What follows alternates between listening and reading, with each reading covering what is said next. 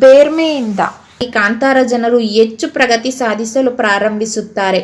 ರಾಜ ಕುಲಶೇಖರನ ಸಹೋದರಿ ಕನಕಳಿಗೆ ಇದೆಲ್ಲವೂ ತಿಳಿಯುತ್ತದೆ ಮತ್ತು ಕಾಂತಾರದ ಜನರು ತಮ್ಮ ಬಂದರಿನಲ್ಲಿ ವ್ಯಾಪಾರ ಮಾಡುತ್ತಾರೆ ಎಂದು ತಿಳಿಯುತ್ತದೆ. ಆದರೆ ರಾಜಕುಮಾರಿ ಕನಕ ಅವರು ವ್ಯಾಪಾರ ಮಾಡುವುದನ್ನು ನಿಷೇಧಿಸುವುದಿಲ್ಲ ಮತ್ತು ಅವರು ವ್ಯಾಪಾರ ಮಾಡಬಹುದು ಎಂದು ಬೇರ್ಮೆಗೆ ಹೇಳುತ್ತಾಳೆ. ಆ ಜನರು ಮಾತ್ರ ತೆರಿಗೆ ಪಾವತಿಸಬೇಕಾಗುತ್ತದೆ ಮತ್ತು ಏಕೆಂದರೆ ಈ ಬಂದರು ರಾಜಕುಮಾರಿಯ ರಾಜ್ಯಕ್ಕೆ ಸೇರಿದೆ. ಆದರೆ ರಾಜಕುಮಾರಿಯ ಮಾತನ್ನು ಕೇಳುತ್ತಾ ಬೇರ್ಮೆ ರಾಜಕುಮಾರಿಯ ತೆರಿಗೆ ಪಾವತಿಸಲು ನಿರಾಕರಿಸುತ್ತಾನೆ ಮತ್ತು ಈ ಇಡೀ ರಾಜ್ಯವು ಅವರದ್ದಲ್ಲ, ಆದರೆ ಇವೆಲ್ಲವೂ ಪ್ರಕೃತಿಯ ವಿಷಯಗಳು ಎಂದು ರಾಜಕುಮಾರಿ ಕನಕಳಿಗೆ ಹೇಳುತ್ತಾನೆ. ಇದೆಲ್ಲವೂ ಸಹಜ, ಗಾಳಿಯು ಪ್ರಕೃತಿಗೆ ಸೇರಿದೆ ಮತ್ತು ಇಲ್ಲಿ ವಿನಿಮಯವಾಗುವ ಸರಕುಗಳು ಸಹ ಪ್ರಕೃತಿಯ ಕೊಡುಗೆಯಾಗಿದೆ. ಈಗ ರಾಜಕುಮಾರಿ ಕನಕಳಿಗೆ ಬೆರಮ್ನ ಈ ಮನೋಭಾವವನ್ನು ತುಂಬಾ ಇಷ್ಟಪಡುತ್ತಾಳೆ ಮತ್ತು ಅದಕ್ಕಾಗಿ ಅವಳು ಬೆರಮ್ನನ್ನು ಪೂರ್ಣ ಹೃದಯದಿಂದ ಇಷ್ಟಪಡಲು ಪ್ರಾರಂಭಿಸುತ್ತಾಳೆ ಮತ್ತು ನಿಧಾನ ಬೇರ್ಮೆಗೆ ಸ್ಥಿರವಾಗುತ್ತಾಳೆ. ಆದರೆ ಇಬ್ಬರ ನಡುವೆ ಯಾವುದೇ ಹೊಂದಾಣಿಕೆ ಇಲ್ಲ ಎಂದು ಬೇರ್ಮೆಗೆ ತಿಳಿದಿರುವುದರಿಂದ ರಾಜಕುಮಾರಿ ಕನಕಳಿಗೆ ಅವನಿಂದ ದೂರವಿರಲು ಬೇರ್ಮೆ ಹೇಳುತ್ತಾನೆ. ರಾಜಕುಮಾರಿ ಕನಕ ಒಬ್ಬ ರಾಜಕುಮಾರಿ ಮತ್ತು ಬೇರ್ಮೆ ಬುಡಕಟ್ಟು ಜನಾಂಗದವನು.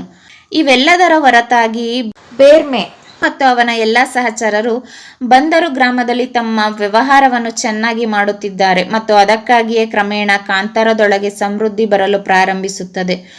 ಬೇರ್ಮೆ ಮತ್ತು ಅವನ ಕುಲದವರು ವಾಸಿಸುತ್ತಿದ್ದ ಕಾಂತಾರ ಕಾಡಿನಲ್ಲಿ ಆ ಸ್ಥಳದ ಸುತ್ತಲಿನ ಎಲ್ಲ ಸಾಂಬಾರು ಪದಾರ್ಥಗಳು ಕ್ರಮೇಣ ಖಾಲಿಯಾಗುತ್ತಿದ್ದವು ಮತ್ತು ಅದರಿಂದ ಹೆಚ್ಚಿನ ಸಾಂಬಾರು ಪದಾರ್ಥಗಳು ಪಡೆಯಲು ಬೇರ್ಮೆ ತನ್ನ ಅನೇಕ ಸಹಚರರು ತನ್ನೊಂದಿಗೆ ಕರೆದೊಯ್ಯುತ್ತಾನೆ ಮತ್ತು ಅವನು ಕಾಡಿನೊಳಗೆ ಹೆಚ್ಚು ಹೋಗಲು ಪ್ರಾರಂಭಿಸುತ್ತಾನೆ. ಆದರೆ ಕಾಡಿನೊಳಗೆ ಹೋಗುವಾಗ ಅವರು ನೇರವಾಗಿ ಕಡಪ ಬುಡಕಟ್ಟು ಜನರು ವಾಸಿಸುವ ಸ್ಥಳಗಳನ್ನು ತಲುಪುತ್ತಾರೆ. ಅಂದರೆ ತಂತ್ರ ಮತ್ತು ಕಪ್ಪು ಜಾದು ಮಾಡುವ ಅದೇ ಕಪ್ಪು ಹೊದಿಕೆಯ ಬುಡಕಟ್ಟು ಜನಾಂಗದವರು. ಮತ್ತು ನಂತರ ಬೇರ್ಮೆ ಮತ್ತು ಅವನ ಸಹಚರರು ತಮ್ಮ ಪ್ರದೇಶವನ್ನು ಪ್ರವೇಶಿಸಿದ್ದಾರೆ ಎಂದು ಕಡಪ ಬುಡಕಟ್ಟು ಜನಾಂಗದವರು ತಿಳಿದ ತಕ್ಷಣ ಅವರು ಅವರನ್ನು ಹಿಡಿದು ಕೊಲ್ಲಲು ಪ್ರಯತ್ನಿಸುತ್ತಾರೆ. ಅವರು ಬೇರ್ಮೆಯ ಸಹಚರರಲ್ಲಿ ಒಬ್ಬನನ್ನು ಸಹ ಕೊಲ್ಲುತ್ತಾರೆ.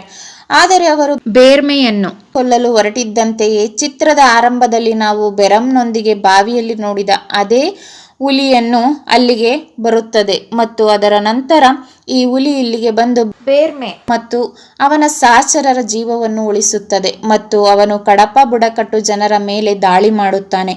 ನಂತರ ಬೇರ್ಮೆ ಮತ್ತು ಅವನ ಎಲ್ಲಾ ಸಹಚರರು ತಮ್ಮ ಮನೆಗೆ ಮರಳುತ್ತಾರೆ. ಈಗ ಇದರ ನಂತರ ಬೇರ್ಮೆ ಅವನ ಎಲ್ಲಾ ಸಹಚರರು ತಮ್ಮ ಬುಡಕಟ್ಟನ್ನು ತಲುಪಿದ ತಕ್ಷಣ ಅವರು ಅಲ್ಲಿಗೆ ತಲುಪಿ ತಮ್ಮ ಬುಡಕಟ್ಟಿಗೆ ಇಡೀ ಕಥೆಯನ್ನು ಹೇಳುತ್ತಾರೆ. ಇದಾದ ನಂತರ ಇಲ್ಲಿ ಇಡೀ ಕಥೆಯನ್ನು ಕೇಳಿದ ನಂತರ ಕುಲದ ಹಿರಿಯರು ಇಡೀ ಕಥೆಯನ್ನು ಬೇರ್ಮೆ ಮತ್ತು ಇಡೀ ಕುಲಕ್ಕೆ ಹೇಳುತ್ತಾರೆ. ಇದೆಲ್ಲ ಏಕೆ ಸಂಭವಿಸಿತು? ಬೇರ್ಮೆ ಅವನ ಸಹಚರರು ಸಾಂಬಾರು ಪದಾರ್ಥಗಳನ್ನು ಹುಡುಕಿಕೊಂಡು ಕಾಡಿನೊಳಗೆ ಹೋದಾಗ ಅವರು ಕಪ್ಪು ಬಟ್ಟೆ ಧರಿಸಿದ ಜನರನ್ನು ಎದುರಿಸಿದ್ದರು. ಅವರು ವಾಸ್ತವವಾಗಿ ಬೇರೆ ರೀತಿಯ ಬುಡಕಟ್ಟು ಜನಾಂಗದವರಾಗಿದ್ದರು ಎಂದು ಅವರು ಹೇಳುತ್ತಾರೆ. ಅವರನ್ನು ಕಡಪ ಬುಡಕಟ್ಟು ಜನಾಂಗದವರು ಎಂದು ಕರೆಯಲಾಗುತ್ತದೆ. ಆದರೆ ಈ ಕಡಪ ಬುಡಕಟ್ಟು ಜನಾಂಗದವರೆಲ್ಲ ತುಂಬಾ ಕೆಟ್ಟ ಹೃದಯದವರಾಗಿದ್ದಾರೆ. ಈ ಜನರೆಲ್ಲರೂ ಕಪ್ಪು ಸಿದ್ಧಾಂತವನ್ನು ಕಲಿಯುತ್ತಾರೆ ಮತ್ತು ಕಪ್ಪು ತಂತ್ರವನ್ನು ಅಭ್ಯಾಸ ಮಾಡುತ್ತಾರೆ. ವಾಸ್ತವವಾಗಿ ಅನೇಕ ವರ್ಷಗಳ ಹಿಂದೆ ಈ ಜನರು ನಮ್ಮ ಕಾಂತಾರ ಅರಣ್ಯಕ್ಕೆ ಬಂದು ನಮ್ಮ ಬಳಿಗೆ ಬಂದು ಸಹಾಯ ಕೇಳಿದರು. ಈ ಕಡಪ ಬುಡಕಟ್ಟು ಜನಾಂಗದವರು ಇಲ್ಲಿ ಹೊಸಬರು ಎಂದು ನಾವು ಭಾವಿಸಿದ್ದೇವೆ ಮತ್ತು ಅದಕ್ಕಾಗಿಯೇ ನಾವು ಅವರಿಗೆ ಸಹಾಯ ಮಾಡಬೇಕು ಮತ್ತು ಅದಕ್ಕಾಗಿ ನಾವು ಅವರಿಗೆ ಇಲ್ಲಿ ಉಳಿಯಲು ಅವಕಾಶ ಮಾಡಿಕೊಟ್ಟಿದ್ದೇವೆ ಮತ್ತು ನಮ್ಮ ಎಲ್ಲ ಆಹಾರ ಮತ್ತು ನಮ್ಮ ಎಲ್ಲ ಸಂಪನ್ಮೂಲಗಳನ್ನು ಅವರೊಂದಿಗೆ ಹಂಚಿಕೊಂಡಿದ್ದೇವೆ. ಅದರ ನಂತರ ನಮ್ಮೊಂದಿಗೆ ವಾಸಿಸುತ್ತಿದ್ದ ಕಡಪ ಬುಡಕಟ್ಟು ಜನಾಂಗದವರಿಗೆ ನಾವು ಇಲ್ಲಿ ಪಂಜುರ್ಲಿ ದೇವ ಮತ್ತು ಗುಳಿಗ ದೇವ ಅವರನ್ನು ಪೂಜಿಸುತ್ತಿದ್ದೇವೆ ಎಂದು ತಿಳಿಯಿತು. ಆದರೆ ನಮ್ಮಂತಹ ದೇವರುಗಳನ್ನು ಪೂಜಿಸುವ ಬದಲು ಈ ಜನರು ದೇವತೆಗಳನ್ನು ಸೆರೆಹಿಡಿಯಲು ಯೋಚಿಸಿದರು.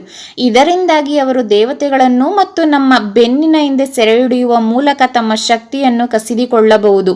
ನಮಗೆ ತಿಳಿಯದೆ ಈ ಜನರು ಇದನ್ನು ಮಾಡಲು ಪ್ರಾರಂಭಿಸಿದರು.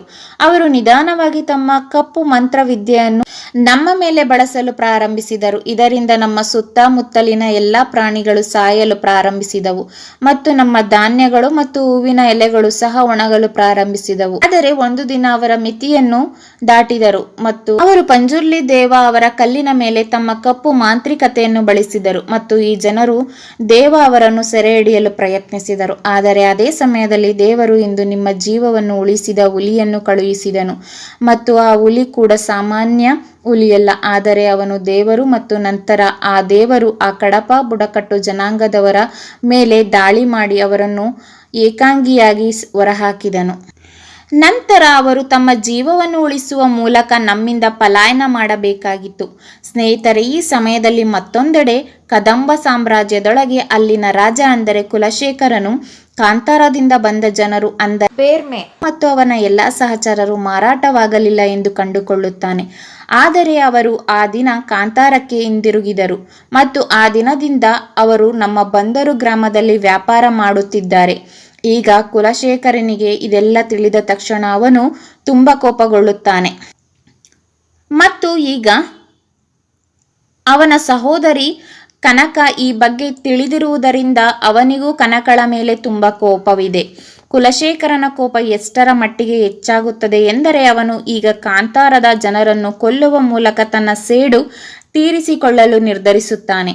ಈಗ ಕುಲಶೇಖರನು ಈಗ ಹೇಳುತ್ತಿದ್ದಂತೆ ಅವನ ತಂದೆ ಅವನನ್ನು ತಡೆಯುತ್ತಾನೆ. ಆದರೆ ತನ್ನ ತಂದೆಯನ್ನು ದಾರಿ ತಪ್ಪಿಸಲು ಅವನು ತನ್ನ ತಂದೆಯ ಆಹಾರದಲ್ಲಿ ಸ್ವಲ್ಪ ಮಾದಕ ವಸ್ತುವನ್ನು ಬೆರೆಸುತ್ತಾನೆ. ಅದನ್ನು ತಿಂದ ನಂತರ ಅವನ ತಂದೆ 2 ಅಥವಾ 3 ದಿನಗಳ ಕಾಲ ಪ್ರಜ್ಞೆ ತಪ್ಪುತ್ತಾನೆ.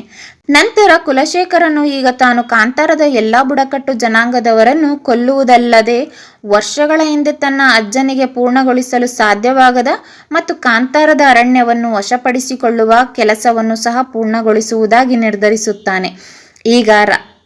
ಈಗ ರಾಜ ಕುಲಶೇಖರನು ತನ್ನ ಸೈನ್ಯವನ್ನು ಸಿದ್ಧಪಡಿಸುತ್ತಾನೆ ಮತ್ತು ಕಾಂತಾರದ ಜನರನ್ನು ಕೊಲ್ಲುವ ಮೂಲಕ ಇಡೀ ಕಾಂತಾರವನ್ನು ವಶಪಡಿಸಿಕೊಳ್ಳಲು ನೇರವಾಗಿ ಹೋಗುತ್ತಾನೆ. ಇದರ ನಂತರ ಅವರು ರಾತ್ರಿಯಲ್ಲಿ ಕಾಂತಾರದ ಕಾಡುಗಳಿಗೆ ಬಂದು ಇಡೀ ಕಾಡುಗಳಿಗೆ ಬೆಂಕಿ ಹಚ್ಚಲು ಪ್ರಾರಂಭಿಸುತ್ತಾರೆ ಮತ್ತು ನಂತರ ಅವರು ಬುಡಕಟ್ಟು ಜನಾಂಗವನ್ನು ತಲುಪಿದ ತಕ್ಷಣ ಕುಲಶೇಖರ ಮತ್ತು ಅವನ ಸೈನಿಕರು ಎಲ್ಲಾ ಬುಡಕಟ್ಟು ಜನರನ್ನು ಕ್ರೂರವಾಗಿ ಕೊಲ್ಲಲು ಪ್ರಾರಂಭಿಸುತ್ತಾರೆ. ಈಗ ಇಡೀ ಅಂತ್ಯಕಾಂಡವನ್ನು ನೋಡಿ ಕುಲದ ಅನೇಕ ಜನರು ಪಂಜುರ್ಲಿ ದೇವನ ಕಲ್ಲಿನ ಮುಂದೆ ಬರುತ್ತಾರೆ ಮತ್ತು ಅವರು ಪಂಜುರ್ಲಿ ದೇವ ಮತ್ತು ಗುಳಿಗ ದೇವತೆಗಳಿಗೆ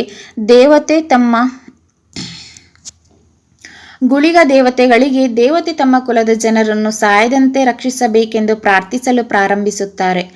ಈಗ ಈ ಸಮಯದಲ್ಲಿ ಬೇರ್ಮೆ ಅವನ ಅನೇಕ ಸಹಚರರು ಕುಲದಿಂದ ಹೊರಗಿದ್ದಾರೆ. ಆದರೆ ಕ್ರಮೇಣ ಬುಡಕಟ್ಟು ಜನರ ಧ್ವನಿ ಬರಲು ಪ್ರಾರಂಭವಾಗುತ್ತದೆ. ಅದಕ್ಕಾಗಿ ಅವರು ಧ್ವನಿಯನ್ನು ಕೇಳಿದ ನಂತರ ಕುಲವನ್ನು ತಲುಪಿದ ತಕ್ಷಣ ರಾಜ ಕುಲಶೇಖರ ಮತ್ತು ಅವನ ಎಲ್ಲ ಸೈನಿಕರು ತನ್ನ ಕುಲದವರ ಜನರನ್ನು ಸಾಯಿಸಲು ಪ್ರಾರಂಭಿಸಿದ್ದಾರೆ.